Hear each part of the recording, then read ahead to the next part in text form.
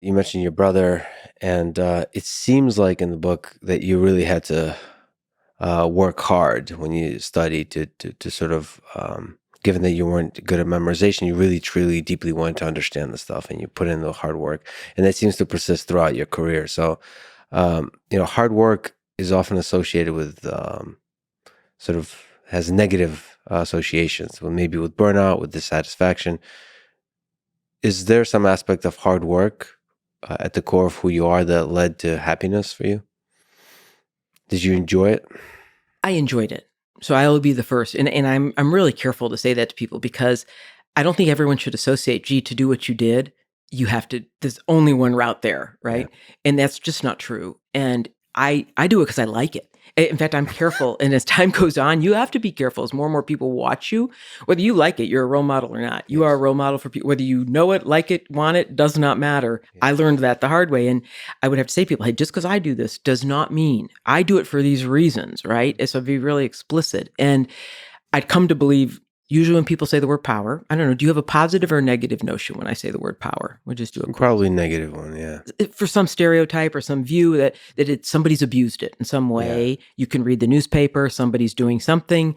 Um, Personal people, like I'll ask people, do you want power? And they're like, oh no, I'd rather do good.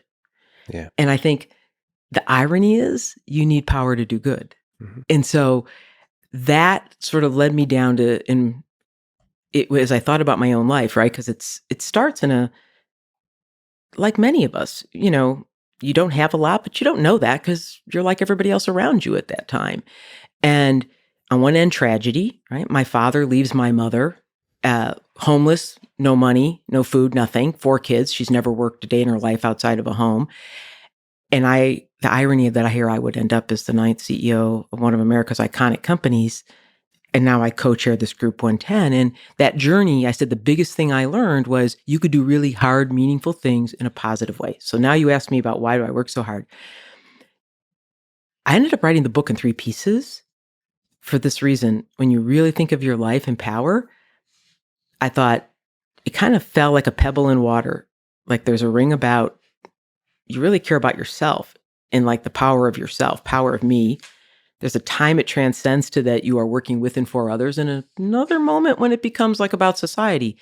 So my hard work, I'd ask you one day sit really hard and think about when you close your eyes, who do you see from your early life, right? And what did you learn? And maybe it's not that hard for you. I mean, it's funny the things then, if I really looked at it, it's no surprise what I do today. And that hard work part, my great grandma, as you and I were comparing notes on Russia, right?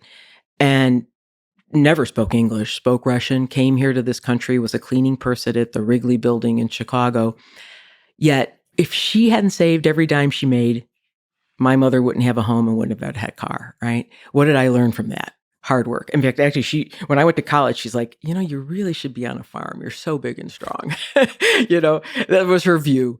And then my grandmother, another tragic life. What did she do though? And think how long, that's in the 40s, the 50s. She made lampshades and she taught me how to sew, right? So I could sew clothes when we couldn't afford them. But my memory of my grandma is working 7 days a week, sewing lampshades. And then here comes my mom in her situation who climbs her way out of it. So I associate that with, well, strong women, by the way, all strong women. And I associate hard work with how you are sure you can always take care of yourself. And so I think that the roots go way back there. And they were always teaching something, right? My great grandma was teaching me how to cook, how to work a farm, even though I didn't need to be on a farm. My grandma taught me, here's how to sew, here's how to run a business. And then my mother would teach us that, look, with just a little bit of education, look at the difference it could make, right? So, anyways, that's a long answer to, I think that hard work thing is really deeply rooted from that background. And it gives you a way out from hard times. Yeah, I think I've seen you on other podcasts say, I thought I did. Do you want a plan B? Hmm. Didn't you say no, you would not like a plan B? Yeah, I don't. Because you're like, I would prefer my backup Yeah. against, am I You have a remembering? story like that. You seem to like at least certain moments in your life seem to do well in desperate times. True enough. True enough, that's true. I learned that very well. But I also think that maybe this isn't the same kind of plan B. I think of it as, like, I was taught, like, always be able to take care of yourself. Don't have to rely on someone else. Sure. And I think that, to me, so that's my plan B. I can take care of myself. And it's even after what I lived through with my father, I felt, well, this set a bar for bad. After this, nothing's bad. And that it's a very freeing thought. The being able to take care of yourself, is that, you mean practically, or do you mean just a self-belief that I'll figure it out? I'll figure it out, and practically both, right? So you wrote, quote, "I vividly remember the last 2 weeks of my freshman year when I only had 25 cents left. I put the quarter in a clear plastic box on my desk and just stared at it. This is it, I thought. No more money." So do you think there's some aspect of that financial stress, even desperation, just being hungry? Did that play a role in that drive that led to your success to be the CEO of one of the great companies ever? It's a really interesting question, because I was just talking to another colleague who's CEO of another great American company this weekend, and he mentioned to me about all this adversity, and he said, or I said to him, I said, do you think part of your success is because you had bad stuff happen? Yeah. And he said yes, and so I guess I'd be lying if I didn't say, I don't think you have to have tragedy, but it does teach you, like, one really important thing is that there is always a way forward, always, and it's in your control. And I think there's probably wisdom for mentorship there, or whether you're a parent or a mentor, that easy times don't result in growth.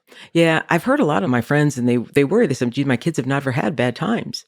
Yeah. And so what happens here? So I don't know. Is it required? And why you end up not required, but it sure doesn't hurt. You had this good line about advice you were given, that growth and comfort never coexist. Growth and comfort never coexist. And you have to get used to that thought. If someone said that they think of me like one of the more profound sort of lessons I had, Yeah. And the That's pretty irony is, profound. it's from my husband, and which is even more, funny. I'm glad Actually, you're able to, you could just steal it. I mean, you don't have to give him I credit. have shamelessly. He'll Okay, as great. he'll tell you. Okay, so the story behind growth and comfort never coexist, but honestly, I think it's been a really freeing thought for me, and it's helped me immensely since mid-career. And as I write about it in the book, I'm mid-career, and I've been running a pretty big business, actually. And the fella I work for is going to get a new job. He's going to get promoted. He calls me and he says, "Hey, you're going to get my job. I really want you to have it." And I said to him, "No way." I said, "I'm not ready for that job. I got a lot more things I got to learn. That is like a huge job around the world, every product line, development, you name it, every function. I can't do it." He looked at me. He says, "Well, I think you should go to the interview." I went to the interview the next day, blah, blah, blah. Guy says to me, looks at me, and he says, "I want to offer you that job." And I said, "I would like to think about it." I said, "I want to go home and talk to my husband about it." Kind of looked at me. Okay. I went home. My husband is sitting there, and he says to me, I went on and on about the story, etc. And he says, "Do you think a man would have answered it that way?" And I said, "Hmm." He says, "I know you." He's like, 6 months, you're going to be bored. And all you can think of is what you don't know. And he said, "And I know these other people. You have way more skill than them, and they think they could do it." And he's like, Why? And for me, it internalized this feeling that I am going to say something that's a bit stereotyped, that it resonates with many, many women, and I'll ask you if it does after, is that they're the most harsh critic of themselves. And so this idea that I won't grow unless I can feel uncomfortable doesn't mean I always have to show it, by the way. Mm-hmm. So that's what I meant. Growth and comfort can never coexist. So I was like, he's exactly right. Now, the end of that story is I went in and I took the job. Mm-hmm. When I went back to the man who was really my mentor looking out for me, and he looked at me and he said, "Don't ever do that again." And I said, "I understand," because it was okay to be uncomfortable. I didn't have to use it. I mean, now I would take stock of the things I can do, right? And really think, or I look for times to be uncomfortable, because I know if I am nervous, Like, I don't know if you're nervous to meet me. We never met in real person. 100%. No, 100. I'm still terrified. No, you're not. But then you're means you're learning something, right? Holding it together. So Well, that to me matters. I think it's interesting. Maybe you could speak to that. The sort of the self-critical thing inside your brain, because I think sometimes it's talked about that women have that, but I have that definitely, and I think that's not just solely property of No, I women in don't the think it is workplace. either. But I also want to sort of push back on the idea that that's a bad thing that you should silence, because I think that anxiety that leads to growth also. There's like this discomfort. So there's this weird balance you have to have between that self-critical engine and confidence. Yeah, I think Like, that's a good point. you have to kind of dance, because if you're super confident, people will value you higher. That's important. But if you're way too confident, maybe in the short term you'll gain, but in the long term you won't grow. Very good point. So I can't really disagree with that. And to me, even when I took on jobs, I always felt people say, "Well, is it, what point are you confident enough?" And I came to sort of believe, again, a theme of my beliefs, that if I was willing to ask lots of questions and understood enough, that's all I needed to know.